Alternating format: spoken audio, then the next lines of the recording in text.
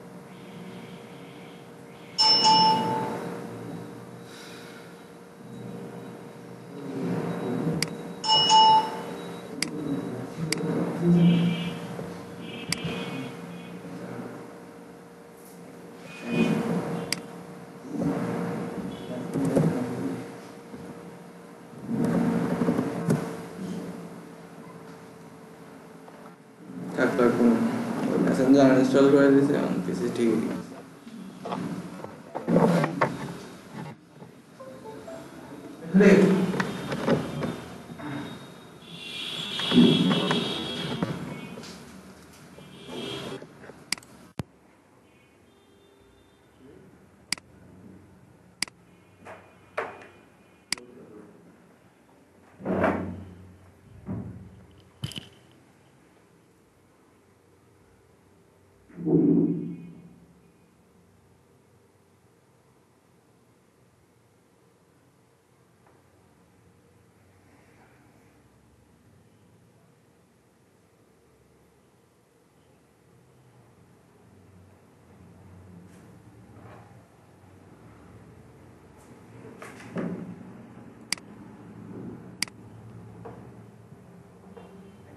আচ্ছা, এটা সবাই করতে পারছিলেন?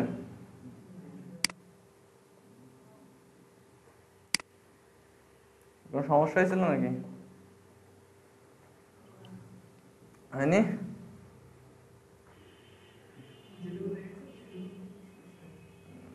এরকম পেজ বানাইতে পারছেন, লেআউট?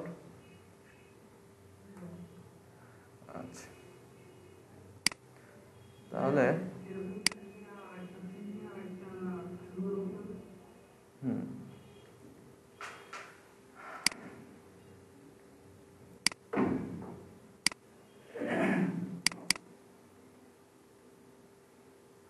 তাহলে আমরা নতুন আজকে নতুন একটা প্রজেক্ট করি, ফোল্ডার বানাই। ওয়ার্ডপ্রেসটা কোথায় আছে?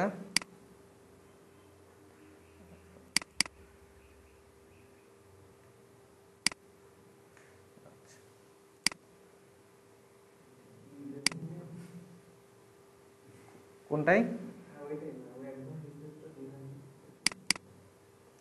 আচ্ছা, এবার www ডিরেক্টরিতে এসে এখানে নতুন একটা ফোল্ডার তৈরি করি। আমরা দিই হচ্ছে ওয়ার্ডপ্রেস 2। এর ভিতরে ওয়ার্ডপ্রেসের ফাইলগুলো রেখে দিই। আচ্ছা, এটা কপি হতে হোক, তাহলে আমরা যারটা কি কাজ আছে, ডেটাবেস বানাতে হবে।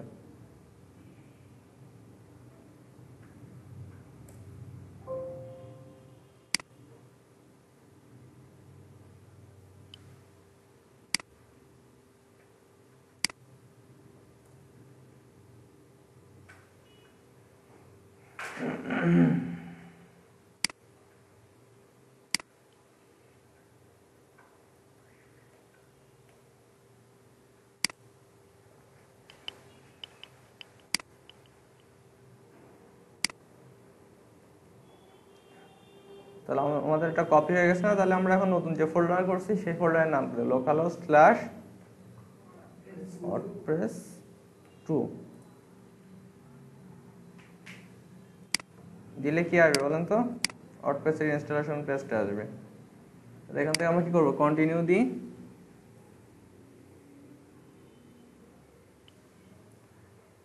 Let's go. Database name wordpress2, user name কি আমাদের? রুট, আর পাসওয়ার্ড ব্ল্যাঙ্ক। আচ্ছা, আমরা যখন ওয়ার্ডপ্রেস ইনস্টল করবো তখন একটা জিনিস, এই যে টেবিল প্রিফিক্স WP আছে না, এটা একটু চেঞ্জ করে দেব। এটা কেন? এটা হচ্ছে সিকিউরিটি পারপাস।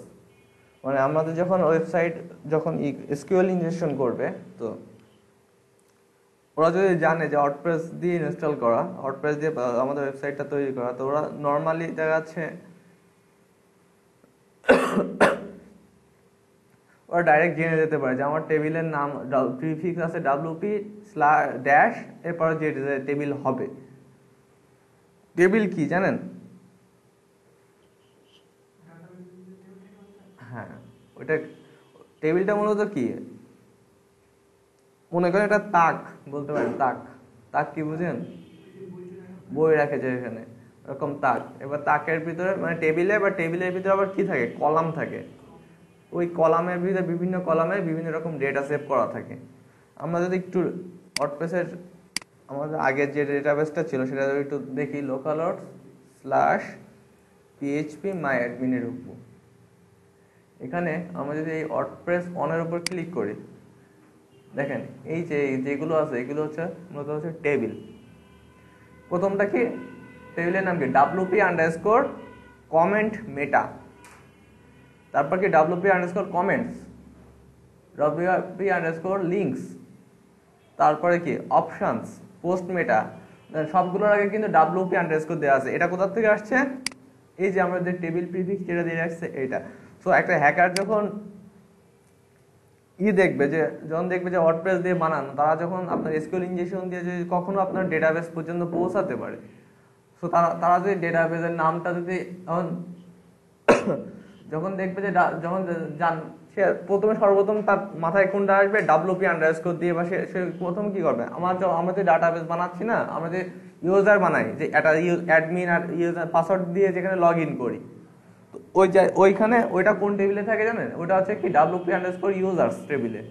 সো একটা ইউজার দেখা যাচ্ছে সে চাচ্ছে যে একটা শেল আপ দিয়ে আপনার ডেটাবেস একটা আছে, সে একটা তার নামে ইউজার নেম তৈরি করে দেবে অটোমেটিক। সো যখন আপনার সে ট্রাই করবে, তার মাথায় সর্বপ্রথমই আসবে যে wp আন্ডারস্কোর ইউজার্স এই টেবিলে আমার ডাটাটা ঢুকাইতে হবে। সো আপনি যদি এই টেবিল প্রিফিক্সটা চেঞ্জ করে দেন, তাহলে কি হয়, এটা হচ্ছে ইউজার যে হ্যাকার, তার সর্বপ্রথম কিন্তু সেই জিনিসটা মাথায় আসবে না। তখন তার জন্য তার সেই জায়গায় যাওয়ার জন্য আবার এসকিউএল ম্যাপ নামে একটা হচ্ছে ইনজেকশন আছে, সেইটা দিয়ে সে টেবিলের ম্যাপগুলো, ডেটাবেসগুলো দেখতে পারবে, টেবিলগুলোর নাম দেখতে পারবে। তো সেই জন্য আমরা সবসময় কি করব, এই যে টেবিল প্রিফিক্সটা চেঞ্জ করে দেবো, আমরা যে কোনো নাম দিতে পারি। বাট হ্যাঁ, এই যে আন্ডারস্কোর না, আন্ডারস্কোর দিতে পারবেন, কিন্তু এখানে কিন্তু ড্যাশ দিতে পারবেন না, ড্যাশ বা অন্য কোনো কি বলে হচ্ছে আপনার সিম্বল দিতে পারবেন না, অনলি আন্ডারস্কোরটা আছে অ্যালাউড। আমরা জাস্ট wp-2 এটা দিয়ে রাখলাম, দিয়ে সাবমিট করে দিলাম। এখন কি করবো, রান দ্য ইনস্টলেশন। আচ্ছা দেখেন, এই যে আমরা এর আগে যে ডেটাবেসটা বানাইছিলাম না wp_1 ওয়ার্ডপ্রেস অন যে ডাটাবেসটা, এর ইউজার টেবিলে দেখেন আমরা ইউজার নাম কি দিয়েছিলাম, অ্যাডমিন। দেখেন ইউজার পাসওয়ার্ডটা কিভাবে আছে দেখেন তো, অনেক বড় একটা ক্যারেক্টার আছে। এটা কি ফরম্যাট আছে জানেন, এটা মূলত আপনি যদি কোনো ম্যাক্সিমাম ওয়েবসাইটে ডেটাবেস পর্যন্ত ঢুকে আপনি ইউজার নেম আর পাসওয়ার্ডটা কখনো ডিরেক্টলি দেখতে পাবেন না, কিন্তু পাসওয়ার্ডটা সবসময় কি থাকে, এনক্রিপ্টেড করা থাকে।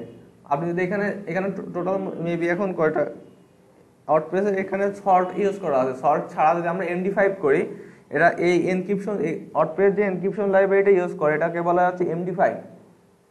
আপনি MD5 এ যদি একটা নাম্বারও দেন, সেই নাম্বারটাকে 32 ক্যারেক্টারে রূপান্তর করে নেবে। দেখাই আমি,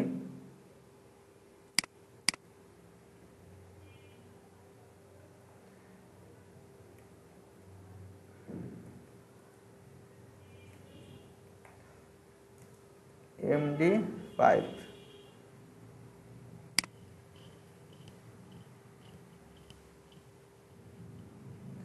এগুলো বলা হয় হচ্ছে আপনার হ্যাশ জেনারেটর। অনেক লাইব্রেরি আছে, MD5 আছে, তারপর SHA1 আছে, তারপর হচ্ছে bcrypt আছে, অনেক কিছু আছে। দেখেন আমি যদি এখানে যদি শুধু একটা 1 দিই, 1 দিয়ে যদি জেনারেট ক্লিক করি,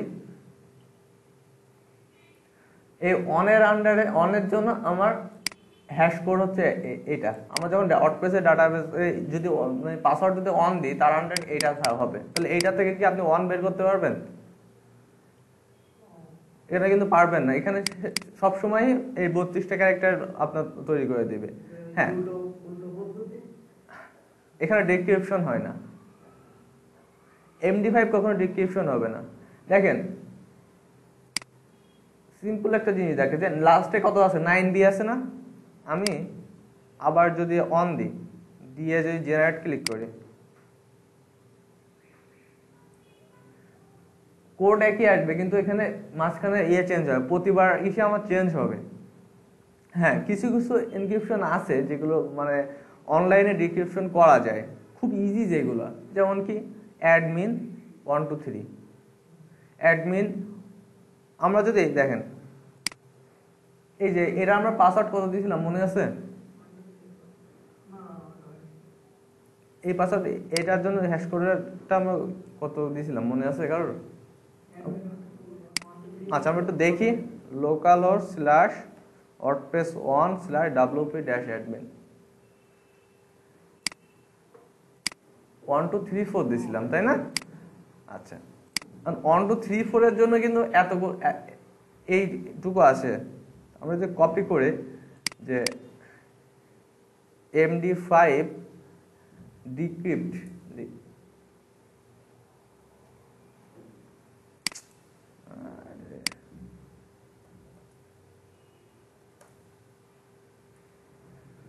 md5 ডিক্রিপশন যেটা আছে ডিকোডার,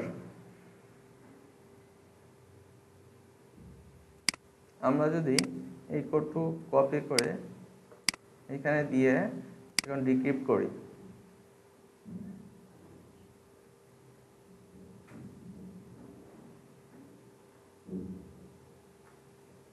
আচ্ছা এটা ব্যাড ফর্মেট আসছে, মানে প্রথম ওয়ার্ডপ্রেস থেকে ডাইরেক্ট যখন করি না তখন আপনার এখানে কিছু সল্ট ইউজ করে। সল্ট মানে কি বলেন তো? লবণ। মানে কি লবণ বলতে কি আপনি যদি এখন 1 2 3 ও 4 দিচ্ছেন, এবার ও ওয়ার্ডপ্রেস কি করছে ওর সাথে আরেকটু, মানে যখন আপনার কাছে ডাটাটা নিচ্ছে ওর সাথে আরেকটু লিয়াজ মেনটেন করে দিচ্ছে, মানে আরেকটা যাচ্ছে @ বা ওরকম টাইপের একটা সিম্পটম দিয়ে দিচ্ছে। বাট আমরা যদি এটাকে ডিরেক্ট md5 করে দিই, আমরা এখান থেকে এডিটে আসি, এই টোটালটুকু বাদ দিয়ে আমরা জাস্ট 1 2 3 4 এটাই দিয়ে দিলাম, দিয়ে এখান থেকে md5 দিয়ে দিলাম, দিয়ে গো কোড দিয়ে দিলাম। এখন আমার এই কোডটা অল্প আসছে, এটা কপি করলাম, এটাকে যদি আমরা এখানে দিয়ে দিই, দিয়ে যদি ডিক্রিপ্ট করতে দিই, ও বের করতে পারবে। দেখেন ফাউন্ড 1 2 3 4 সর্ট বল মানে কি, আমি যেটা জাস্ট দেখেন, সরি আমি একটা ভুল বলছি, যেটা কি md5 সবসময় মানে একটা এর জন্য একটা ক্যারেক্টার বা যতগুলো ক্যারেক্টার দেন একই রকম মানে এই জেনারেট করে দেবে হ্যাশ কোড। কিন্তু দেখেন আমরা এটাকে যদি আবার এডিট করি, এডিট করে আমি দিয়ে দিই যে admin@54 বা বড় হাতের ADMIN admin তারপরে হচ্ছে /254 এটা দিয়ে দিলাম। এটাকে যদি এখন md5 করে দিই, দিয়ে ওকে করে দিই, এখন আমার এই কোড এই পাসওয়ার্ডটা আসছে তাই না? এখন যদি এটা আমি এই কোডটুকু দিয়ে দিই ডিক্রিপ্ট করতে, দেখিও পারবে? কখনোই পারবে না।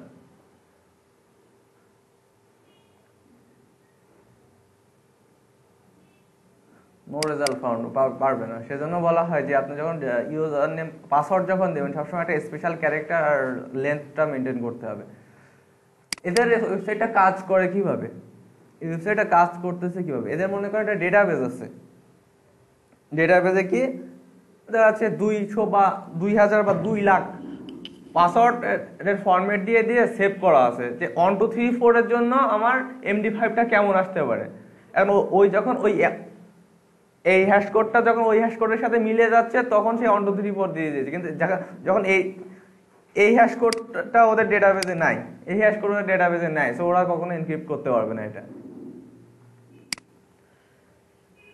আরেকটা জিনিস এখানে, আরেকটা জিনিস তো শেখানো হয়ে গেল যে আপনি যদি কখনো ওয়ার্ডপ্রেসের পাসওয়ার্ড ভুলে যান, পাসওয়ার্ড ভুলে গেলে এখানে কি আছে যে রিকভারি করার অপশন আছে। রিকভারি মানে কি ফরগেট পাসওয়ার্ড দিয়ে আপনি রিকভারি করতে পারবেন। কিন্তু এখন আপনি যখন লোকাল হোস্টে কাজ করতেছেন বা ধরেন আপনি যখন অনলাইনে যখন cPanel-এও দিচ্ছেন তখন এমন একটা ইমেইল দিচ্ছেন যে ইমেইলের অ্যাক্সেসটা এখন আপনার কাছে এই মুহূর্তে নাই, তখন আপনি আর পাসওয়ার্ডটাও ভুলে গেছেন, আপনি পাসওয়ার্ড চেঞ্জ করবেন কিভাবে? তাহলে চেঞ্জ করার ওয়ে হচ্ছে আমাদের যেতে হবে কোথায়, আমরা যে ডেটাবেসটা বানাইছি ওই ডেটাবেসে ক্লিক করতে হবে। ফার্স্টে ডেটাবেসে এসে এই যে WP ইউজার্সে আসতে হবে, ইউজার্সে এসে আপনার এখানে যাচ্ছে যতগুলো ইউজার ক্রিয়েট করা তাদের লিস্ট আসবে, আপনি যেটা এটা ভুলে গেছেন সেটার উপর এসে এডিটে ক্লিক করতে হবে। এডিটে এসে এখানে পাসওয়ার্ড যেটাই হোক না কেন, আপনি নতুন করে যে পাসওয়ার্ডটা দিতে যাচ্ছেন, যদি আমরা চাই 1 2 3 4 4 করে দিলাম, দিয়ে এইবার এইখান থেকে বলা যাচ্ছে ফাংশন, মানে কোন ইসে যাবে, মানে এনক্রিপশন হবে কিনা। যদি আমরা এখান থেকে সিলেক্ট করে দেবো কোনটা, MD5 দিয়ে যদি গো করে দিই, তাহলে আমার পাসওয়ার্ডটা রিসেট হয়ে গেল। বোঝা গেল? আচ্ছা, সাইট টাইটেল আমরা এবার যাই। সাইট টাইটেল কি দেব?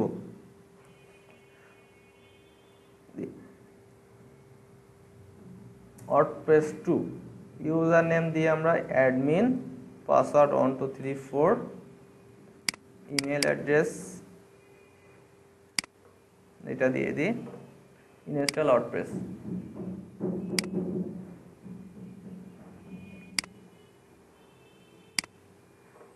দেখেন আমরা যদি এখন আবার একটু phpMyAdmin এ যাই,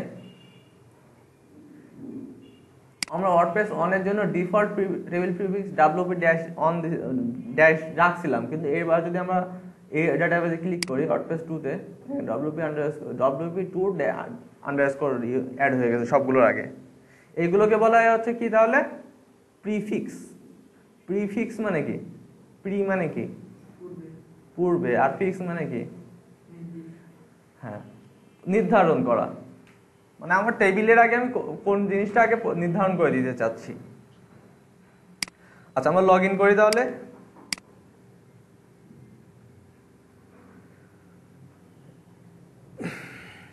আচ্ছা, তো আজকে আমরা কি করব, আর একটা থিম নিয়ে কাজ করি, দেখি থিমসে আসি, অ্যাড নিউ,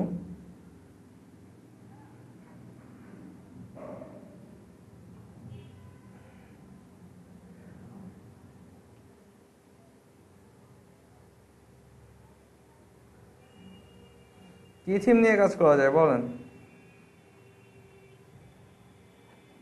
বলেন কি রিলেটেড ওয়েবসাইট বানাতে যাচ্ছেন? না না, ই কমার্স এক্ষুনি না, ই কমার্সটা অনেক বড় জিনিস। হ্যাঁ হ্যাঁ, বুঝিনি। রাইট শেয়ারিং, ওগুলো তো আপনি ই কমার্সের ভিতরেই চলে যায়, আর ওটা তো আপনি WordPress দিয়ে বানাইতে পারবেন না।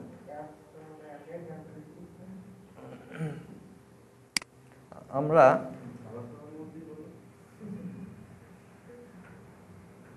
রাইট শেয়ারিং এ করতে গেলে আপনার তো আর WordPress দিয়ে চলবে না, আপনার কাস্টম মডিউল করতে হবে। আর রাইট শেয়ারিং তো আপনার অ্যান্ড্রয়েড অ্যাপ, ওর তো কোনো ওয়েবসাইট বেস নেই। আমরা একটা কাজ করি যে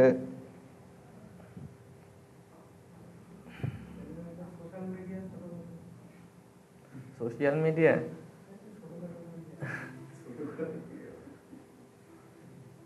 আমরা একটা পোর্টফোলিও সাইট বানাই।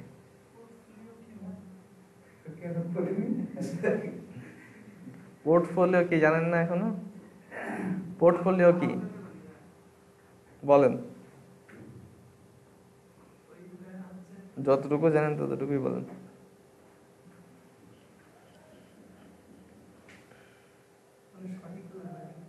যেটা জানেন সেটাই বলেন।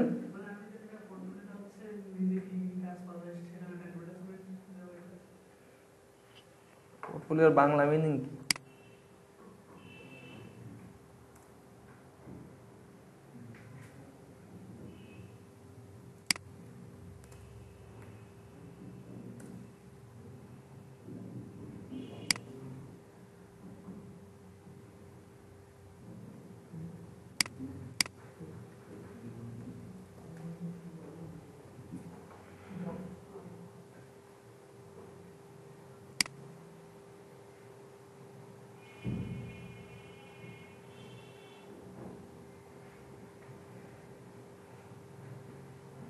দপ্তর, তারপর কি মন্ত্রীর দপ্তর, মন্ত্রীর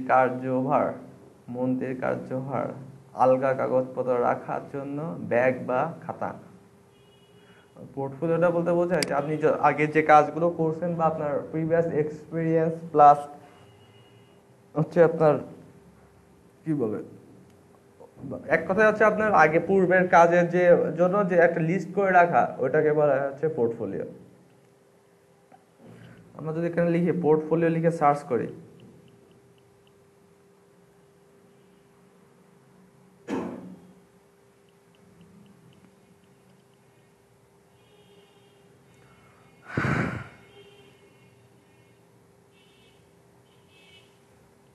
কোনটা ভালো লাগে?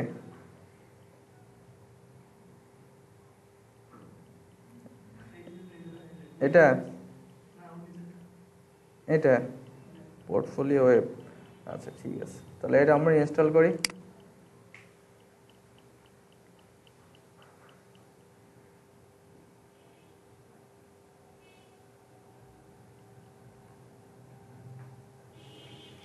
পোর্টফোলিও ওয়েবসাইটটা মূলত হচ্ছে আপনার মনে করেন যে আপনার একটা অনলাইন রিজিউম বা অনলাইন সিভি।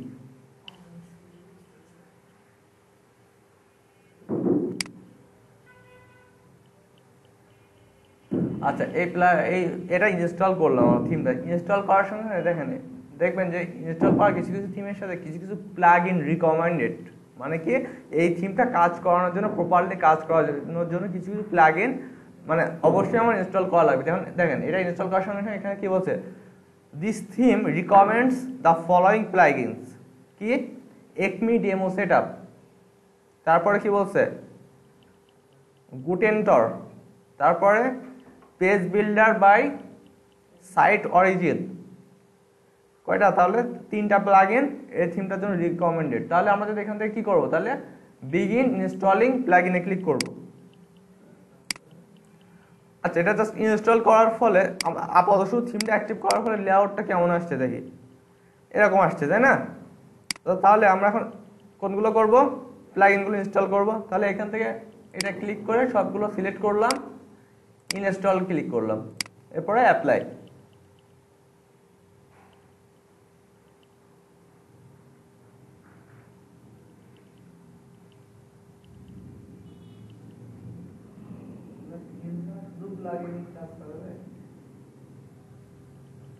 না, সব থিমে বলতে কি আপনার অবশ্যই একটা থিম নেওয়াই লাগবে, একটা থিম ম্যান্ডেটরি, সেটা আপনার যে কোনো থিমই হোক। কিন্তু আবার প্লাগইনস আপনার কিছু কিছু, মানে কি প্লাগইন হচ্ছে কাজ কি, প্লাগইন হচ্ছে আপনার থিমের ভিতর এক্সট্রা আরো ফিচার অ্যাড করতে যদি চান, তখন আপনার প্লাগইনস প্রয়োজন। কিন্তু থিমটাই যদি না থাকে আপনার হতে, তাহলে আপনি প্লাগইন দিয়ে কি করবেন?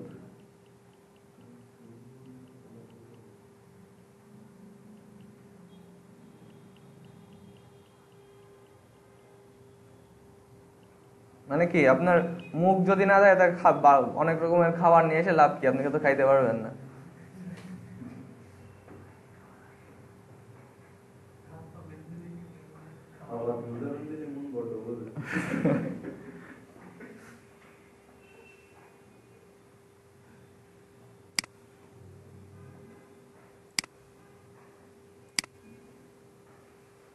ই কমার্স খুব ইজি, বুঝছেন? ই কমার্সে কাজ করা অনেক ইজি। ই কমার্স তো আর ম্যাক্সিমাম ক্ষেত্রে কি হয়, আমরা ম্যাক্সিমাম ক্ষেত্রে আগে একটা থিম চুজ করি, কোন থিমটার উপর আমরা কাজ করব।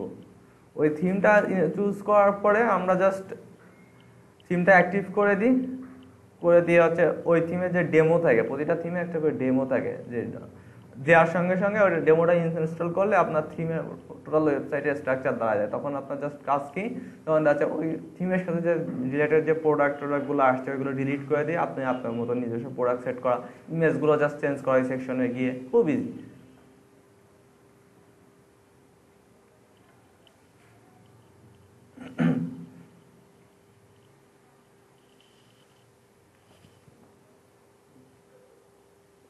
ই কমার্স দেখাবো একদম শেষে। আজকে এই জাস্ট ফ্রি থিমের ভিতরে আজকে এই একটা থিম দিয়ে শেষ হবে।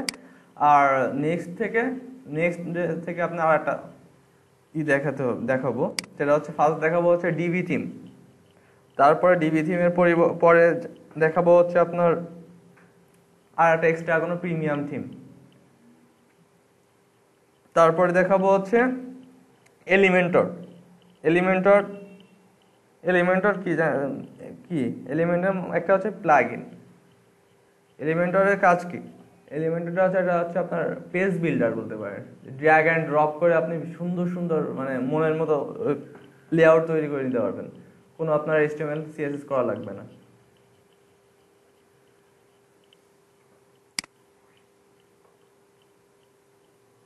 আচ্ছা, সবগুলো আমার প্লাগইন ইনস্টল হয়ে গেছে, তাহলে এখন কি করব? অ্যাক্টিভ করব। তাহলে এটা অ্যাক্টিভ করে দিই, এটাও অ্যাক্টিভ করে দিই,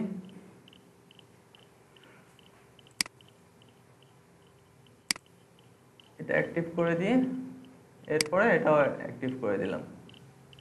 আচ্ছা, এটাও অ্যাক্টিভ হয়নি, এটা আবার এখান থেকে অ্যাক্টিভ করে দিই। এখন যদি ওয়েবসাইটে একটু আসি, যা আছে সেরকমই আছে, তাই না? এখন দেখি, দেখেন একটা থিম যখন ইনস্টল করার সঙ্গে সঙ্গে দেখবেন যে অ্যাপিয়ারেন্সের ভিতরে হয় থিম অপশনে থাকবে, তা নাহলে অনেক জায়গায় থাকবে যে কি ডেমো ইম্পোর্ট। দেখেন আমরা এই থিমটা ইনস্টল করছি ঠিকই, কিন্তু এখন যদি আমরা ওই যে পেজ যে যে ডিজাইনটার জন্য এই থিমটা আমরা চুজ করি, সেই ডিজাইনটা আনতে গেলে দেখা যাচ্ছে আমার অনেক সময় লাগবে, অনেক কিছু ঘাটতে হবে, এই থিমের টোটাল অপশনটা নিয়ে আগে আমার মাথায় ধারণা রাখতে হবে, তারপরে কিন্তু আমি কাজ করব। কারণ ক্লায়েন্ট যখন আপনাকে দেখা যাচ্ছে একটা কাজ দিচ্ছে যে 3 দিনের ভিতরে আমার একটা ওয়েবসাইট ফুল রেডি করে দেন, আমি থিম চুজ করেছি এটা, তো আপনি যদি 2 দিন ধরে খালি থিমের অপশনই ঘাটতেন, আর একদিন তো আপনি কমপ্লিট করতে পারবেন না। অপশন ঘাটার পরে তারপর তো আপনি অ্যাপ্লাই করবেন। সেজন্য কি করা হয়, সবসময় ওই থিমের ডেমোটা আগে ইম্পোর্ট করে নেওয়া হয়, যাতে আমার ক্লায়েন্টও মূলত ওই ডেমোটা দেখেই চুজ করছে থিমটা, তাহলে অবশ্যই আমার ডেমোর মতো করে তাহলে তৈরি করে দিতে হবে, শুধু জাস্ট কন্টেন্টটা চেঞ্জ করে দিতে হবে, তার অরিজিনাল কন্টেন্টটা দিয়ে দিতে হবে। সেজন্য একটা থিম ইনস্টল করার সঙ্গে সঙ্গে আমরা কি করবো, তাহলে ডেমো ইম্পোর্ট করে নিব। আচ্ছা, তাহলে এই অ্যাপিয়ারেন্সের এখানে দেখেন অপশন আছে কি ডেমো ইম্পোর্ট, ডেমো ইম্পোর্টে ক্লিক করলাম। এখন কি বলছে এখানে গেট স্টার্টেড, গেট স্টার্ট করি আমরা। এখানে 1 মিনিটের মতো হয়তো সময় লাগতে পারে, ডিপেন্ড করে কতগুলো আপনার ডেমো মানে কতগুলো ফাইল আছে, ইমেজ আছে তার উপরে। ইম্পোর্ট হয়ে গেছে, এবার টোটালটা আসছে, তাই না? এখন কি সঙ্গে সঙ্গে ইম্পোর্ট হয়েছে? হয়নি কিন্তু। এবার জাস্ট ওই ডেমো ফাইলগুলো ডাউনলোড হয়েছে। এখন এটার ক্ষেত্রে আবার অনেকগুলো থিমের ক্ষেত্রে দেখবেন যে ক্লিক করার সঙ্গে সঙ্গে ডেমো অটোমেটিক ইম্পোর্ট হয়ে যাবে। তাহলে এখানে এরপর আবার কি বলছে, প্রিভিউ আছে আর ইম্পোর্ট আছে। আমার এখন প্রিভিউ করার দরকার নেই, আমি ডিরেক্ট আবার ইম্পোর্টে ক্লিক করলাম। এবার কি বলছে, একটা অ্যালার্ট দিচ্ছে, মানে বলতে যাচ্ছে যে এই যখন ডেমো ইম্পোর্ট করবে করা হয়, ম্যাক্সিমাম ক্ষেত্রে কি হয় যে আগে যদি কিছু পোস্ট যদি করে থাকেন বা আগে সেটিংস গুলো রিমুভ হয়ে যায়, সেজন্য ডেমোটা ওয়েবসাইট মানে ওয়েবসাইটে কাস্টমাইজেশন শুরু করার আগে ডেমো ইম্পোর্ট করে নিতে হবে। তাহলে আমি ইয়েস ইম্পোর্ট ডেমো ক্লিক করলাম।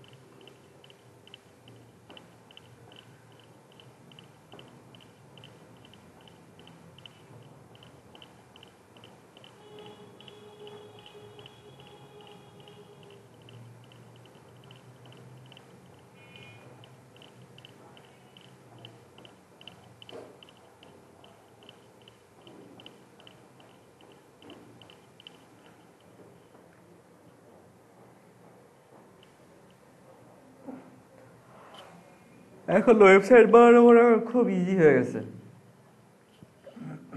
আগে দেখা যাচ্ছে ওয়েবসাইট তৈরি করার ক্ষেত্রে একটা জিনিসের লিমিটেশন থাকতো ম্যাক্সিমাম ক্ষেত্রে, যে একটা থিম যখন ইনস্টল করতাম আমরা, একটা থিম ইনস্টল করার পরে ওই থিমে দেখা যাচ্ছে আমার হেডারটা পছন্দ হচ্ছে না, কি বা ফুটারটা পছন্দ হচ্ছে না, সেই ক্ষেত্রে আমরা হেডার আর ফুটারটা কাস্টমাইজ করতে পারতাম না ডিরেক্টলি। মানে কাস্টমাইজ বলতে কি, হ্যাঁ করতে পারবো তখনই যখন আমার ডেভেলপমেন্টের জ্ঞান থাকবে, বা আমি যখন থিম ডেভেলপমেন্টের আমার জ্ঞান থাকবে তখন আমি কাস্টমাইজ করতে পারবো। কিন্তু এখনকার লেটেস্ট যে থিমগুলো আসতেছে, এখানে আপনার কোনো মানে বাধ্যবাধকতা নেই, আপনি চাইলে ইচ্ছা মতো হেডার ফুটার যা ইচ্ছা তাই করতে পারবেন। আচ্ছা, আমার কি বলছে success, your website is ready, মানে আমার ডেমো ইম্পোর্ট হয়ে গেছে। আমরা ওকে দিয়ে দিলাম, দিয়ে এখন যদি একটু রিলোড দিই, দেখেন ওটার মতন লেআউট চলে আসছে না, পুরোপুরি চলে আসছে।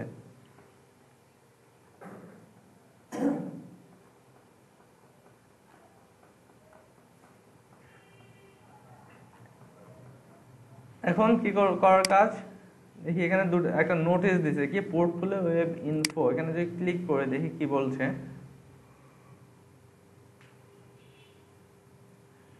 Step 1, read all the documentation, go to customizer, setting static font page, just এ বলতেছে রিকমেন্ডেশন অ্যাকশন।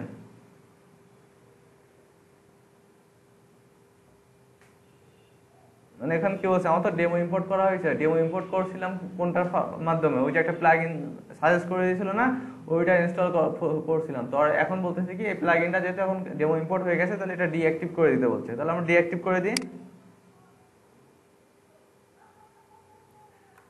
আচ্ছা, এখন এটা নোটিস নিয়ে এখন আর মাথা না ঘামালেও চলবে। এই হচ্ছে আমার। আর পোর্টফোলিও ওয়েবসাইট ম্যাক্সিমাম ক্ষেত্রে কি হয় বলেন তো, হয় হচ্ছে অন পেজ ওয়েবসাইট। আমরা যদি এটা দেখি যে এটা নেভিগেশন বারটা কই, এখানে, কিন্তু এখানে কোনো মানে এমনি এই নেভিগেশন বারটার কি বলা হয় জানেন, বলছিলাম একদিন, হামবার্গার। হামবার্গার, এখানে এমনি নর্মাল কোনো নেভিগেশন নাই, জাস্ট হামবার্গার আছে। এখানে যদি ক্লিক করি দেখেন এই যে হোম, অ্যাবাউট, পোর্টফোলিও, এখানে কিন্তু কোনো এক্সট্রা কোনো পেজে যাবে, নতুন কোনো পেজে যাবে না। আমি যদি ক্লিক করি, আমার এই যে অ্যাবাউট, ও না, এখানে পেজ করছে, পেজ করছে। আচ্ছা ঠিক আছে। আচ্ছা, আমরা এবার এই থিমের তাহলে কাস্টমাইজেশন শুরু করে দিই। কোথায় যাব তাহলে আমরা থিম কাস্টমাইজ করতে হয়, কোথা থেকে? Appearance, customise.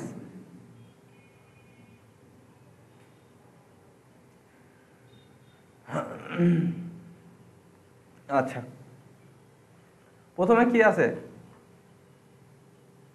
Home page setting. তো হোম পেজে আসি, হোম পেজ তো আমার দেওয়াই আছে। হোম মানে কোনটা হোম পেজ হবে, কোনটা আমার ওয়েবসাইটের, আর হচ্ছে ব্লগ পেজটা হবে কোনটা, তাহলে সিলেক্ট করাই আছে। আচ্ছা, সাইট আইডেন্টি, এখানে কি থাকে, লোগো চেঞ্জ করার অপশন থাকে, তাই না? তাহলে এই লোগোটা আমরা চেঞ্জ করতে যাচ্ছি। আমরা একটু ইসে যাই, একটু লোগো ডাউনলোড করে নিয়ে আসি।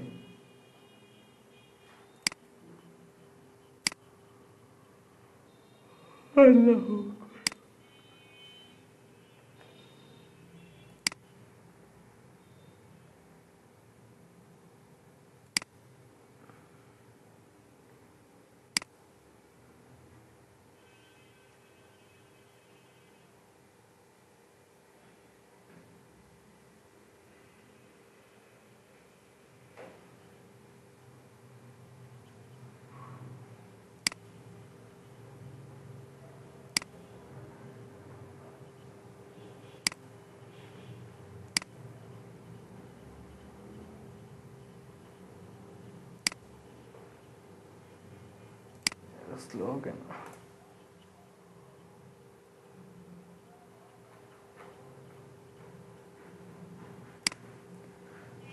ছোট লোড হতে লাগুক। আমরা তাহলে এখান থেকে চেঞ্জ লোগোতে যদি ক্লিক করি, মিডিয়া লাইব্রেরিতে আসি, লোগো সেরকম নাই।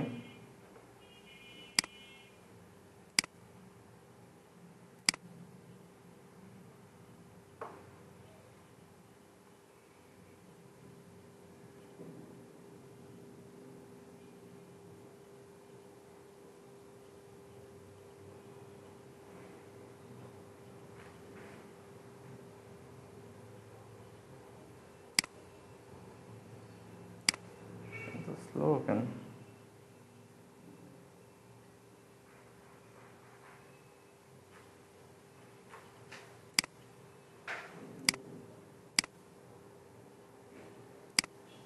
আচ্ছা, এটা লোড নিতে হবে, আমরা লোগোটা পরে চেঞ্জ করি। এখানে কি বলছে, হেডার অপশন বলতে মানে এখানে কি থাকবে, সবসময় হেডারের অপশনগুলো থাকবে এখানে। তাহলে কি হেডার টপ, এখানে বলছে হেডার টপ আমরা এনাবল করতে যাচ্ছি কিনা। তাহলে মানে এটা হচ্ছে হেডার, এর উপরে আরেকটা সেকশন আছে অবশ্যই। তাহলে এটা যদি আমরা অন করে দিই, এনাবল হেডার টপ, দেখি কি আসে। দেখেন হেডার টপে আসে এরকম আসছে, তাই না? এখানে কি আছে, send us mail, our location, contact us, office hour, তারপরে এগুলো কি, এগুলো হচ্ছে ওটার হচ্ছে আপনার বিভিন্ন রকম মেনু বানানো। দেখেন এখানে কি আছে, display different elements on top right or left, মানে কি, মানে এই টপ এই এলিমেন্টগুলোর মানে আমি ম্যানেজ করতে পারবো এখান থেকে। এখানে কি বলছে, menu location, top menu, first level only. Menu কোনটা বলেন তো এখানে, তাহলে এটা কিন্তু মেনু, রাইট সাইডে মেনু। এখান থেকে মেনুটা আমি হাইড করে দিলাম। এখন কি আসছে, মেনুটা চলে গেছে, তাই না? এখন ধরুন আমি এই 4টা জিনিসই রাখতে পারছি, কিন্তু এই একটা জিনিস তো আবার কি হয়ে গেছে, নিচে চলে আসছে, কিন্তু এটা তো ওইখানে যাওয়া উচিত। আচ্ছা, তারপর কি বলছে,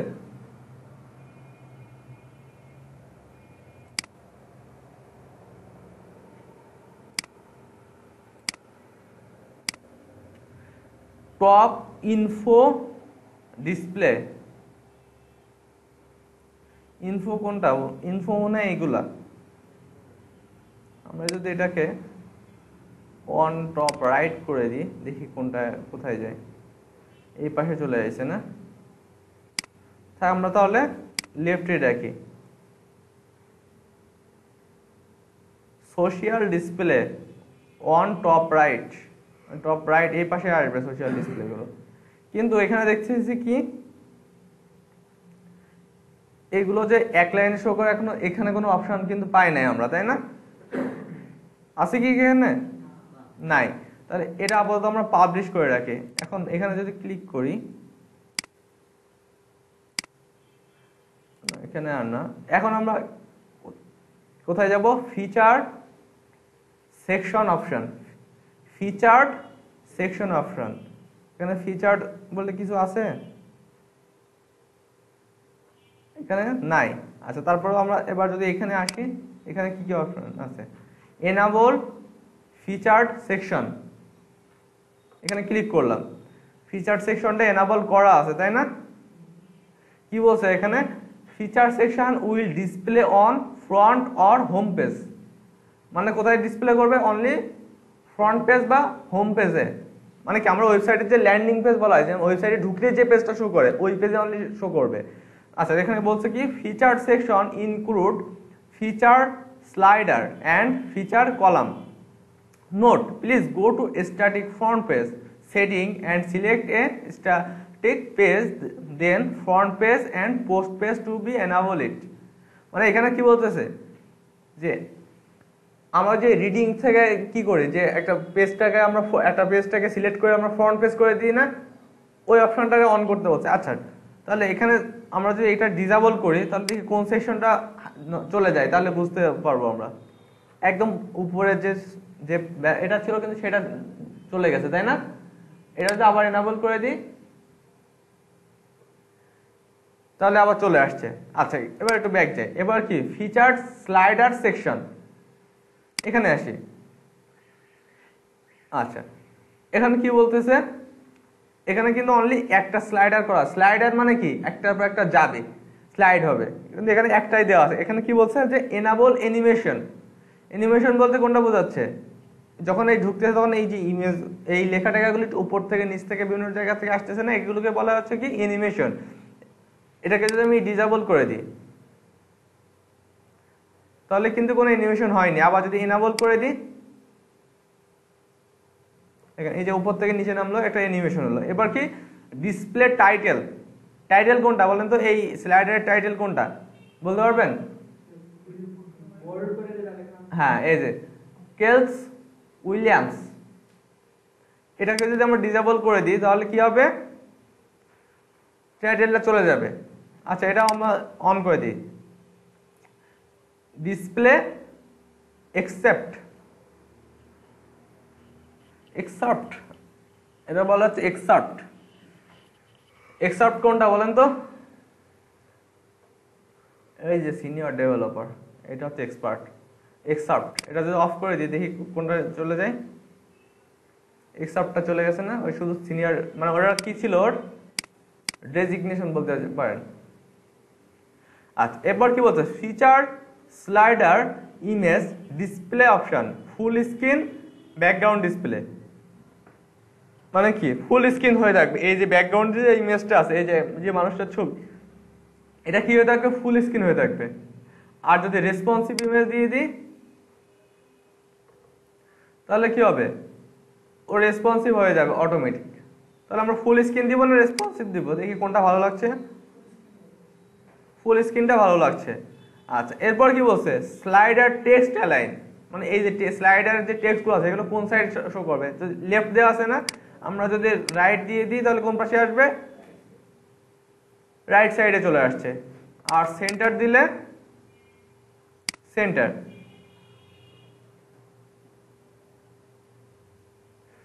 সেন্টারে আসছে না, আমরা লেফট সাইডে রাখি, লেফট। এরপর কি বলছে? Slider scroll text, slider scroll text. আমরা এখানে যদি জিনিসটা ধরেন আমি বুঝতেছি না, আমি বুঝতেছি ঠিকই কি হবে, তারপর আমরা বুঝতেছি না, তাহলে এখানে একটা টেক্সট বসায় দিয়ে কি হয়, যে স্ক্রল লিখলাম,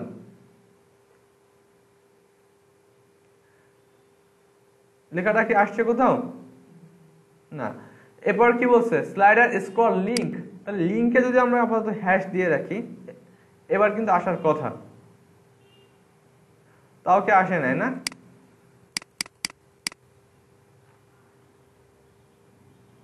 তাহলে এটা কোথায় কাজ করছে আলটিমেটলি?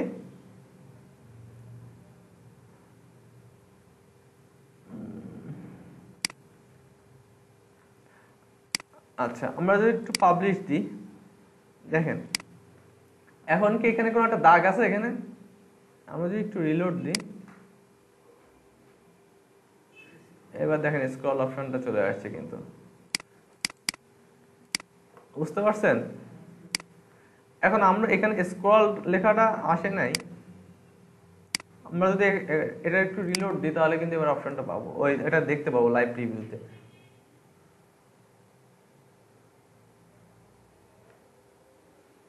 এই যে কিন্তু আছে, কিন্তু সাদা তো সেজন্য বোঝা যাচ্ছে না। আমরা একটা কাজ করি তাহলে, এখানে দিয়ে দিই, আমি কি দিব? About me,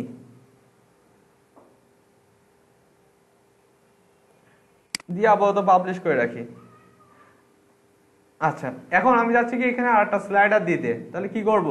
add new slider. এখানে আবার একটা অপশন আছে কি? Select slider for, select slide for slider. এখান থেকে যদি সিলেক্ট করি, দেখেন এইখানে কিন্তু অপশনগুলো আছে, এই যে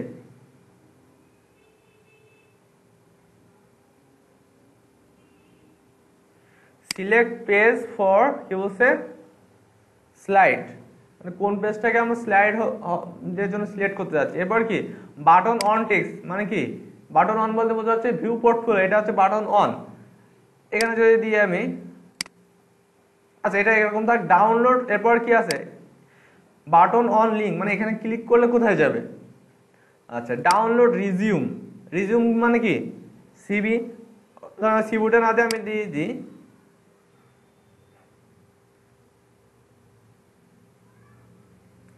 কন্ট্যাক্ট মি। বোঝা গেছে? আচ্ছা, পাবলিশ করে দিলাম। এখন আমি এই ইমেজটা চেঞ্জ করব কোথা থেকে?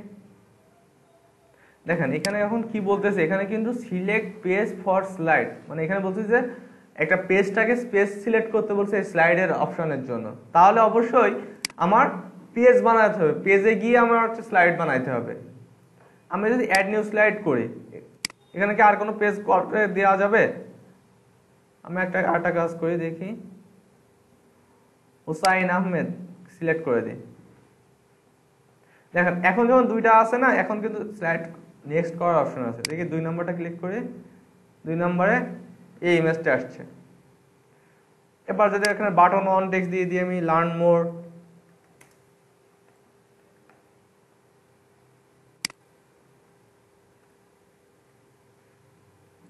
Button on link hash button two text, button টুতে আমি কিছু দিলাম না,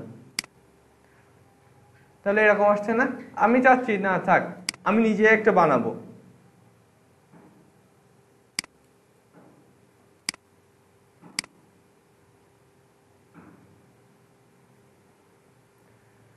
আমি এটা পাবলিশ করে দিলাম, একটু রিলোড দিই। টপ বারটা আপাতত আমরা কি করে রাখি, ডিসেবল রাখি। আচ্ছা একটু রিলোড দিই।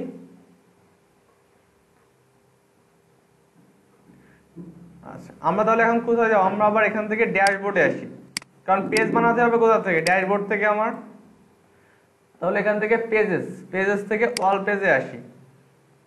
আচ্ছা এখন আমার একটু দেখা দরকার না কোন পেজের ফরম্যাটে বানাইলে আমার এই পোর্টফোলিওর মানে কি এই এরকম সুন্দর আসবে। তাহলে আমরা যদি এখান থেকে কোন পেজটা সিলেক্ট করা ছিল, এখানে মনে আছে ফিচার স্লাইডার, এখানে এটা আপাতত এই করে রাখি। এখান থেকে কোনটা আছে, কেইটস উইলিয়ামস, তাই না? তাহলে এখান থেকে আমরা দেখি কেইটস উইলিয়ামস নামে কোন পেজটা আছে, এটা আছে তাই না? তাহলে এটার উপর ক্লিক করলাম। এখানে শুধু অনলি মনে হয় একটা ফিচার ইমেজ, মানে ওই নামটা, পেজের নাম আর আপনার ফিচার ইমেজ যেটা থাকবে সেইটাই দেওয়ার অপশন, বোঝা গেছে? তাহলে আমরা ইজিলি বানাতে পারবো না? আমরা যদি অ্যাড নিউ করি, একটা অ্যাড নিউ দিয়ে এখানে কি নাম দেওয়া যায়,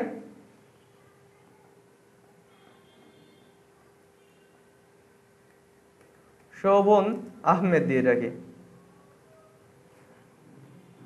আচ্ছা দেওয়ার পরে কি করব আমরা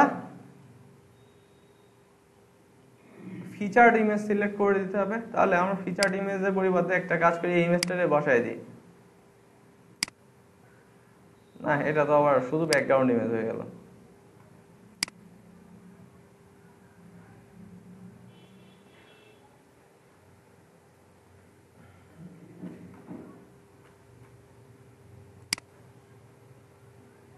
একটা কাজ করি, অন্য একটা ইমেজ বসাই দিই এখান থেকে, দেখি আর কোনো ভালো ইমেজ আছে কিনা।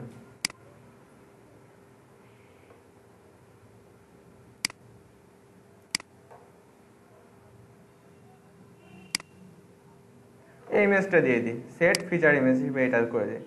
দিয়ে এখন কি করব, পাবলিশ করে দিলাম। আচ্ছা পাবলিশ করার পর এখানে কাস্টমাইজার কিন্তু এখন আসলেই ওই পেজটা কিন্তু পাবো না আমরা, কারণ কি এরা এখন এই পেজটা যখন পেজটা দিয়েছিলাম, তখন যখন এই পেজটা আমি ওপেন করছিলাম, তখন কি ওই পেজটা তখনও বানানো হয়নি। সো আমার কি করতে হবে, এই পেজটা আগে রিলোড করে নিতে হবে। তাহলে এখানে ফিচার সেকশনে এসে ফিচার স্লাইডার, এই স্লাইডার যেটা দিছিলাম, এখান থেকে আমি কি করব, শোভন আহমেদ নামে যেটা নিয়েছিলাম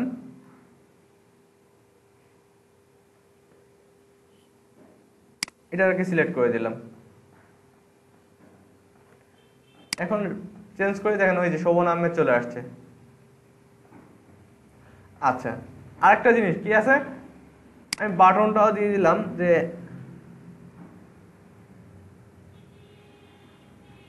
অ্যাবাউট মি, এখানে হ্যাশ বাটন টুতে দিয়ে দিলাম কন্ট্যাক্ট মি, এখানেও হ্যাশ দিয়ে রাখলাম, দিয়ে পাবলিশ করলাম। এখন যদি এখানে আসি, এটা আসছে এখন এই যে এক্সেপ্ট যেটা ছিল ওইটা আমি দিব কোথায়, ওইটা দেওয়ার অপশনটা এখানে কোথায় আছে দেখি আমরা, অপশন আছে এই যে দেখেন রাইট বাটন, রাইট এখানে ডকুমেন্টস, এখানে দেখবেন যে এক্সেপ্ট যেখানে আছে, আমি এখানে যেটা দেবো, এখানে যদি দিই যে গ্রাফিক্স ডিজাইনার দিয়ে যদি আপডেট করে দিই, এখন যদি আমরা ওয়েব পেজটা রিলোড দিই,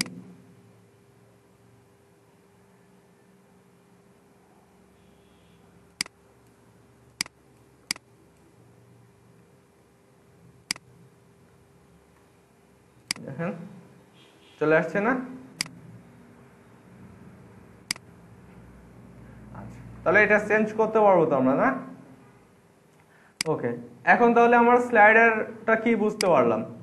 এবার ব্যাক আসি, হোম মেইন কন্টেন্ট এরিয়া, এখানে ক্লিক করলাম। এখানে কিন্তু এই যে সেকশনগুলো সব এখানে করা আছে। এই যে অ্যাবাউট মি কি করা আছে দেখেন তো, এখানে সব উইজেট সেট করা আছে। যত আমার যদি নতুন কোনো সেকশন দরকার হয় তাহলে আমাদের উইজেট হিসেবে সেট করতে হবে। এটি প্রথম উইজেটটার নাম কি, এটি অ্যাবাউট সেকশন। এখানে যখন যদি ক্লিক করি যে সেকশন আইডি, এখন আমি এইখানে কি দিয়েছিলাম মনে আছে? এইটার ভিতরে অ্যাবাউট নামে অ্যাবাউট দিছিলাম না?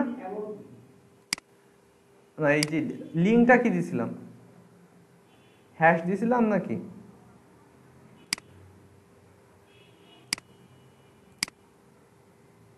হয়ে গেল, হ্যাশ দিছিলাম। আচ্ছা, আমরা এই সেকশন আইডি আমি যাচ্ছি কি, যখন এই অ্যাবাউট মি ক্লিক করব তখন এই অ্যাবাউট মি সেকশনে চলে আসবে স্ক্রল হয়ে। তাহলে আমি এখানে জাস্ট কি করলাম, আইডি দিয়ে দেব, মনে আছে? পাবলিশ। দেখেন এবার এই সেকশনে যদি কোনো কন্টেন্ট আমরা চেঞ্জ করতে চাই তাহলে এখান থেকে আমরা চেঞ্জ করতে পারবো। সেকশন আইডি, এই যে টাইটেল যেটা আছে এটা চেঞ্জ করলে আমরা এখানে টাইটেল চেঞ্জ হয়ে যাবে। আমি এখানে অ্যাবাউট মি জায়গায় দিয়ে দিলাম অ্যাবাউট আস। আচ্ছা, শর্ট ডেসক্রিপশন কোনটা? Hello, I am UI UX designer and front end, মানে এটা কোথায় শো করছে? এখানে। তাহলে এই লেখাটুকু যদি চেঞ্জ করতে চাই তাহলে আমাদের এখানে চেঞ্জ করতে হবে। আচ্ছা, শর্ট কন্টেন্ট, শর্ট কন্টেন্টটা কোথায় শো করছে? অ্যাবাউট সেকশনের এখানে না? এখানে। আচ্ছা, সিলেক্ট ফিচার্ড ইমেজ, এই ইমেজটা শো করছে কোথায়? এখানে। তাহলে এই ইমেজটা যদি আমরা চেঞ্জ করতে চাই তাহলে এখান থেকে আপলোড আর রিমুভ ইমেজ, তখন আমি এখানে চেঞ্জ করে এই চশমাওয়ালা ছবিটা দিয়ে দিই।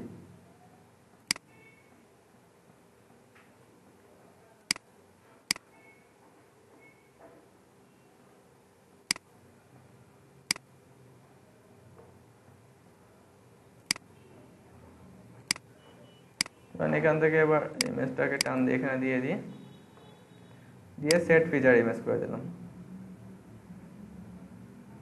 চেঞ্জ হয়ে গেছে না? আচ্ছা, তাহলে এটা পাবলিশ করে দিলাম। এরপরে কি আছে? ওখানে কিন্তু আরো অনেকগুলো ইয়ে আছে। ধরেন এরপরে কোন সেকশন? মাই স্কিলস। তাহলে এখানে মাই স্কিলস এর এখানে যদি চলে আসি, এখানে একটা আইডি আছে, যদি আইডি দরকার হয় তাহলে দিব। এরপরে কি? স্কিল, কয়টা স্কিল দেওয়া আছে? এখানে কয়টা স্কিল দেওয়া আছে? 4টা। প্রথমটা কি আছে? ফটোশপ 90%। এখানে যদি ক্লিক করি ফটোশপ,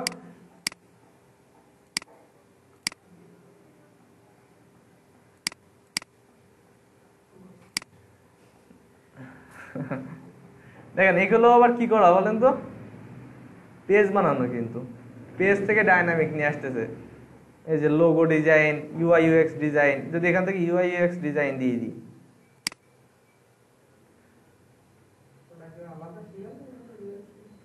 হ্যাঁ হ্যাঁ, না না, ইউআই মানে ইউআই ইউএক্স মানে কি বলেন?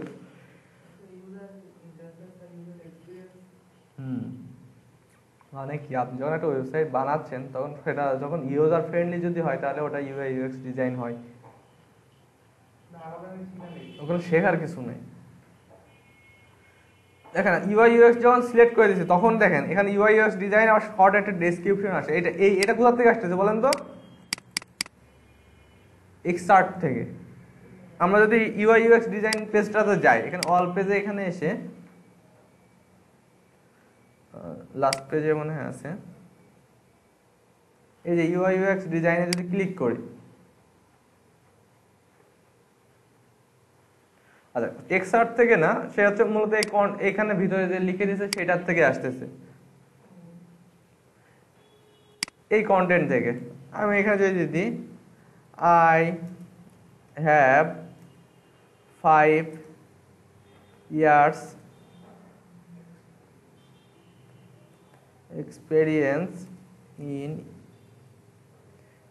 UI UX ডিজাইন দিয়ে যদি আপডেট করে দিই, এবার এটাও আমি 90% না দিই, আমি এই পার্সেন্টেজটা যদি চেঞ্জ করতে চাই তাহলে আমি 95% করে দিই।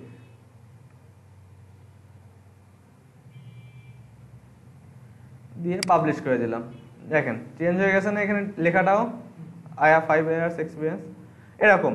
এরপরে কি আছে, যদি আমি এই চারটা ছাড়া আমি যদি আরো স্কিল অ্যাড করতে চাই তাহলে কি করব আমরা, অ্যাড আইটেম, সিলেক্ট পেজ, দেন আমি দিয়ে দিলাম যে কি লোগো ডিজাইন,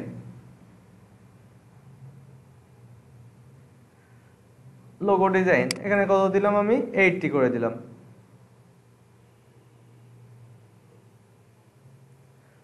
তাহলে আমার যেভাবে যতগুলো স্কিল থাকবে আমরা অ্যাড করে নিব।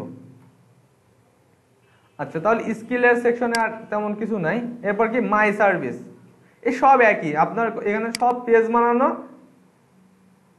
এই যে ওয়েব ডিজাইন নামে যে পেজ বানাইছে ওইখানে যে কন্টেন্ট দিয়ে রাখছে সেই কন্টেন্টটা এখান থেকে আসছে। আমাদের নতুন কোনো কন্টেন্ট দরকার হয় তাহলে অ্যাড আইটেম করে নিব আমরা, দিয়ে এখানে দেখা যাচ্ছে আমি দিয়ে দিই যে লেবেল ডিজাইন, ঠিক আছে, দিয়ে পাবলিশ করে দিলাম। আচ্ছা এই সেকশনগুলো তো বুঝতে পারতেছেন কিভাবে করতে হবে, সবগুলো আপনার চেঞ্জ করবেন করে করে। ধরেন আপনি একজন কি ওয়েব ডিজাইনার, আপনি এখানে যা আছে সব ওয়েব ডিজাইন রিলেটেড কথাবার্তা লিখবেন, দিয়ে আপনাদের এখানে ছবি টবি আপনাদের সুন্দর সুন্দর ছবি তুলবেন, তুলে তুলে দিয়ে দেবেন, ঠিক আছে। আচ্ছা ফুটার অপশন দেখি, হোম ফুটার অপশনে কি কি আছে, ফুটারের একদম চলে আসি। ফুটার মানে কোনটা, এই যে ফুটার, এই যে ফুটার, তাহলে ফুটার ব্যাকগ্রাউন্ড ইমেজ, ফুটারে যদি আমি কোনো ব্যাকগ্রাউন্ড ইমেজ দিতে চাই তাহলে এখান থেকে সিলেক্ট করে দিতে পারবো। তাহলে আমি কোনটা, এইটারে ফুটার ব্যাকগ্রাউন্ড ইমেজ দিয়ে দিলাম, চলে আসছে না ফুটার ব্যাকগ্রাউন্ড ইমেজ। এটা কেটে দিই, ভালো লাগছে না। এরপর কি আছে, bottom copyright section. Copyright section কোনটা, এই যে @copy all right reserved by এইগুলা, এখানে যা চেঞ্জ করে আমরা দিয়ে দিব সেটাই আসবে। আচ্ছা এবার কি আছে, ফুটার কপিরাইট বিসাইড অপশন, মানে ফুটারের এর পরে কোনটা যাবে, সাইডে তো কোনো কিছু দিব কিনা। ফুটার মেনুতে আছে, যদি সোশ্যাল লিংক দিয়ে দিই তাহলে সোশ্যাল আইকন গুলো আসবে। সোশ্যাল আইকন এখনো আসেনি, কারণ কি আমরা এখানে সোশ্যাল আইকনের মানে কোনো লিংক সেট করিনি, সেজন্য আসে নাই। আমরা এটা আপাতত সোশ্যাল আইকন অন করে দিয়ে সেভ করে রাখি। এরপরে ফুটারে আর কোনো অপশন নেই, এখন layout design, layout and or design অপশনে চলে আসি। দেখেন ফ্রন্ট পেজ কন্টেন্ট অপশন, তাহলে বোঝা যাচ্ছে অবশ্যই এখানে ফ্রন্ট এন্ডের রিলেটেড ইয়ে করা। Height front page content, front পেজে কন্টেন্ট হাইড করতে যাচ্ছি কিনা, যদি হাইড করে দিই তাহলে কি আসলো, চলে গেছে কিছু, না কিছুই যায়নি। আচ্ছা এটা আমার হাইড করার দরকার নেই।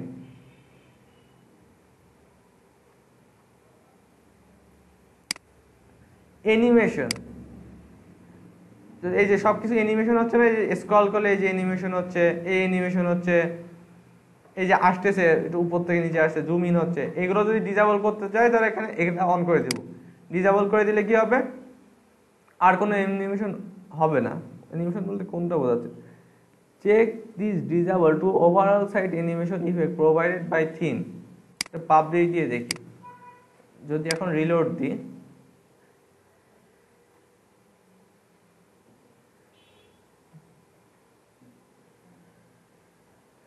আচ্ছা অ্যানিমেশন তো ডিসেবল হলো না। আচ্ছা একটা প্রবলেম কি হয়েছে, এর পাশে চলে গেছে, কেন চলে গেছে বলেন দিন। হ্যাঁ মানে এখানে হচ্ছে আরো যদি দুইটা যখন থাকতো তখন এটা নিচে নেমে আসতো, কারণ এটা কিন্তু একটা এই ডিজাইনের কিন্তু এটা একটা ভুল বলতে পারে।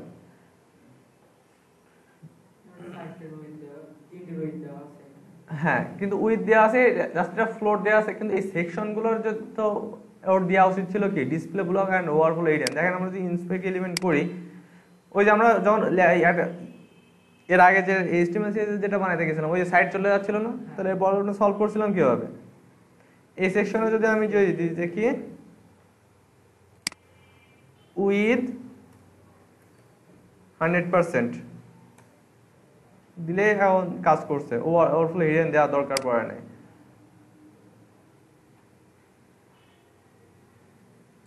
আচ্ছা, এরপরে কি আছে দেখি, default page post side bar layout. আচ্ছা, এখানে একটা জিনিস যেটা দেখা যাচ্ছিলাম সেটা হচ্ছে কি, এই যে বেসিক কালারটা, প্রাইমারি কালার বলতে কোনটা বোঝায়? ওয়েবসাইটের মূল কালার। এখানে প্রাইমারি কালার কি আছে? ব্লু কালার আছে না সব জায়গায়? দেখেন এই কালার আছে না। আমি এটাকে যদি চেঞ্জ করে এই রেড কালার করে দিলাম, যদি কোথায় চেঞ্জ হয়েছে, এই যে বাটন গুলো চেঞ্জ হয়েছে, তাই না? কিন্তু এইগুলো চেঞ্জ হয় নাই, দেখি আর কোথাও জায়গায় চেঞ্জ হয়েছে কিনা। আচ্ছা, এখন আমরা যে হেডার টপ ব্যাকগ্রাউন্ড কালার মানে কি, ওই যে টপ বারটা যখন টপ হেডারটা যখন অন করব ওইটার ব্যাকগ্রাউন্ড কালারটা কি দিতে যাচ্ছে? ফুটার ব্যাকগ্রাউন্ড কালার মানে কোথায়? এই যে ফুটারের এই ব্যাকগ্রাউন্ড কালার, মানে এইটা আর এইটা, এটা যদি চেঞ্জ করে তাহলে এই মানে ফুটার টপের চেঞ্জ হবে, আর এটা যদি চেঞ্জ করি তাহলে একদম বটমের যে কপিরাইট সেকশনটা আছে ওখানে চেঞ্জ হবে। আচ্ছা, লিঙ্ক কালার, এখানে লিঙ্ক কালারটা কি আছে? লিঙ্ক কালারটা আমরা একটা কাজ করি, রেড কালার করে দিই, তাহলে চেঞ্জ হয়েছে কোথায় কোথায়? এই যে এখানে চেঞ্জ হয়েছে, এই যে এগুলো চেঞ্জ হয়ে গেছে, তাই না? আমার টোটাল জায়গাটা এখন কিন্তু সব চেঞ্জ হয়ে গেছে। আচ্ছা, লিঙ্ক হোভার কালার মানে কি? অবশ্যই বোঝা যাচ্ছে যে হোভার করলে কি কালারটা আসবে। আচ্ছা, ব্যাকগ্রাউন্ড ইমেজ মানে কি? টোটাল বডিতে যদি আমরা কোনো ব্যাকগ্রাউন্ড ইমেজ দিতে যাচ্ছি কিনা, আমরা দিতে যাচ্ছি না। এরপরে কি আছে? Single post option, theme option, দেখি কি কি আছে। এই যে সোশিয়াল অপশন, দেখেন এইখানে যদি এখন যদি আমি অ্যাড আইকন দিই,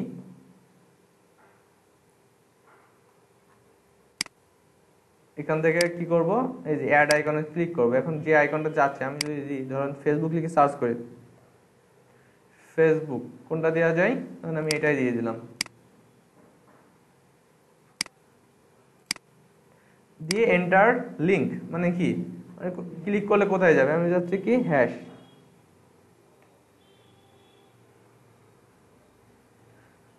আর একটা অপশন আছে কি ওপেন নিউ ট্যাব, মানে ক্লিক করে নতুন ট্যাবে ওপেন হবে কিনা। আচ্ছা, এরপরে কি আমরা আরেকটা আইকন অ্যাড করে নিই, কি দেবো? Twitter, link hash. এরপরে দিয়ে রাখি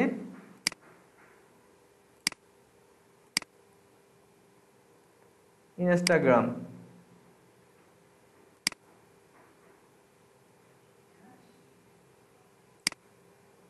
পাবলিশ করে দিলাম। তাহলে আমার আইকনগুলো চলে আসছে এখানে। আচ্ছা,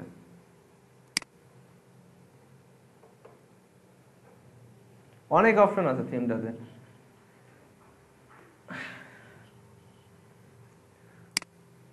ব্রেড কামস অপশন মানে এটা কি বোঝাইছিলাম, মনে আছে না? ব্রেড কাম কি নিউজ পেপারে দেখাইছিলাম, কি মনে আছে?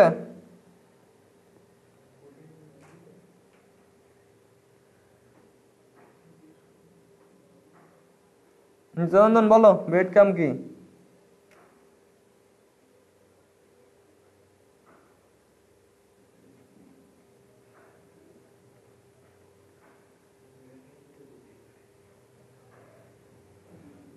ব্রেড কাম কি জানেন না? সেদিন তো দেখাইছিলাম যে আমরা যখন এক একটা পোস্টে যখন ক্লিক করছিলাম নিউজ পেপারে,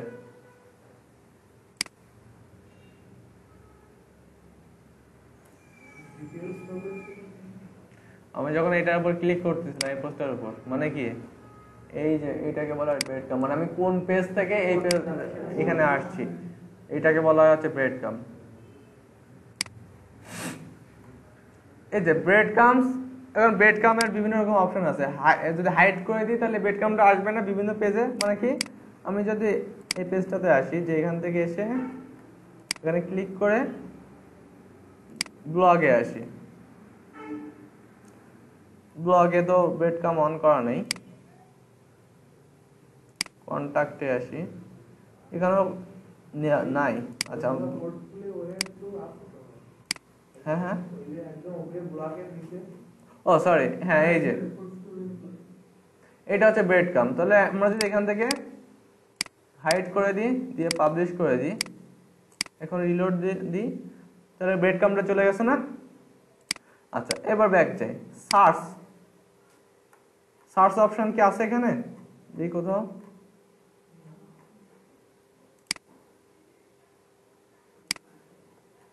সার্চ প্লেস হোল্ডার, মানে সার্চ অপশন আছে, মানে কোথায়? এই যে সার্চ, এই যে ব্লক পেজে সার্চ অপশন আছে, এখানে প্লেস হোল্ডার মানে কি, এই ভিতরে লেখাটা কি হবে? আমি যদি এখানে চেঞ্জ করে দিই, সার্চ ব্লগ পোস্ট, পাবলিশ করে দিলাম। এখন এখানে এসে যদি রিলোড দিই, এখানে চেঞ্জ হয়ে গেছে না? আচ্ছা, এরপরে কি আছে? সোশ্যাল অপশন তো দেখানো শেষ, এবার ব্যাক চাই। আচ্ছা, মেনুস বলতে কি বোঝাচ্ছে? মেনুস তো বলছি যে মেনু যেটা ক্রিয়েট করে যে লোকেশনে দিয়ে দেবো, সেই মেনুটা সেখানে শো করবে, তাহলে এটা তো দেখানোর দরকার নাই। আচ্ছা, গুট এন্টার অপশন, এখানে তেমন কিছু না, ওই যে এখানে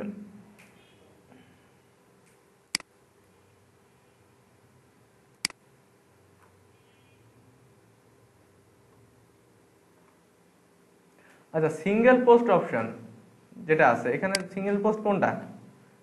ধরে আমি এই পোস্টটাতে যদি যাই, এইখানে যদি অপশনটা, এখানে যদি আসি যে কি সিঙ্গেল পোস্ট অপশনে যদি আসি, সিঙ্গেল হেডার টাইটেল ক্লিক করি, কি আছে?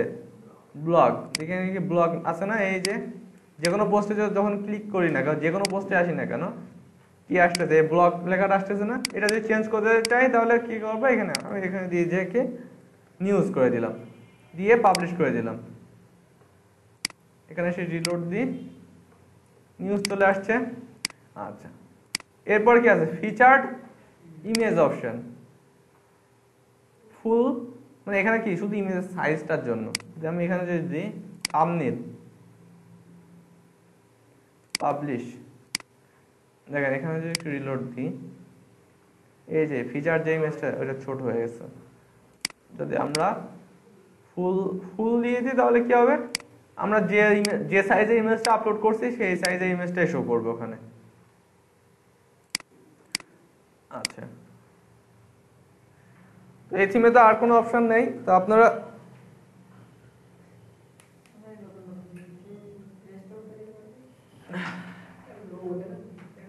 ও লোগোটা না, লোগোটা চেঞ্জ, তাহলে এই ওয়েবসাইটে ধরে আমি এই লোগোটা সেভ করে নিই,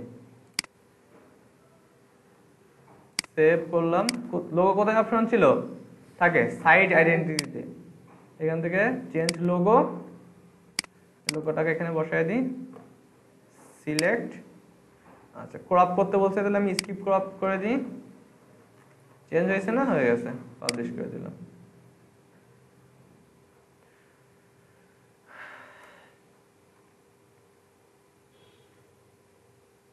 আর যদি এই যে আইকন মানে ফেভিকন চেঞ্জ করতে চাইলে তখন কি করবো? এখান থেকে এটা দিয়ে দিলাম, এটা একটু ছোট করে নিই, এটাকে ক্রপ ইমেজ করে দিলাম, দিয়ে পাবলিশ করে দিলাম।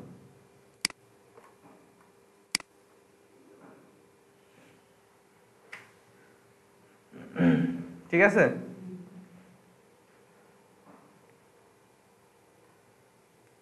আপনাদের হোমওয়ার্ক হচ্ছে এরকম পোর্টফোলিও রিলেটেড একটা থিম ইনস্টল করে আপনাদের নিজস্ব কন্টেন্ট, নিজস্ব ছবি দিয়ে বানাবেন।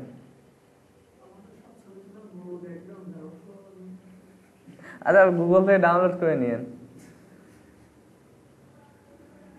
বাট কন্টেন্ট গুলো, হ্যাঁ হ্যাঁ, আচ্ছা, ওই ছবির থেকে ব্যাকগ্রাউন্ড কাটবেন কিভাবে? একটা ওয়েবসাইট আছে, খুব ভালো একটা ওয়েবসাইট আছে। ধর আমি একটু দিয়ে যে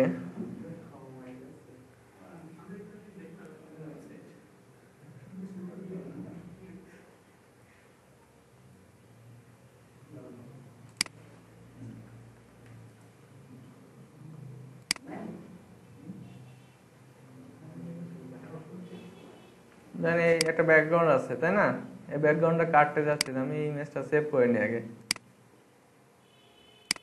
একটা ওয়েবসাইট আছে remove.bg,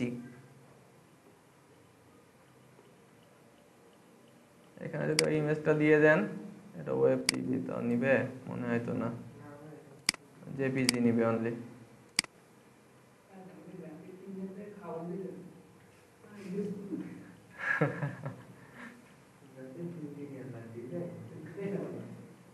আরে না, এখানে তো আপনার ইয়ে অত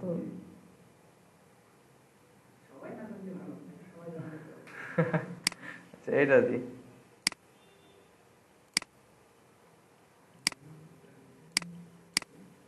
এটা জেপিজি ফরম্যাট আছে না, এটা টান দিয়ে এখানে দিয়ে দিই।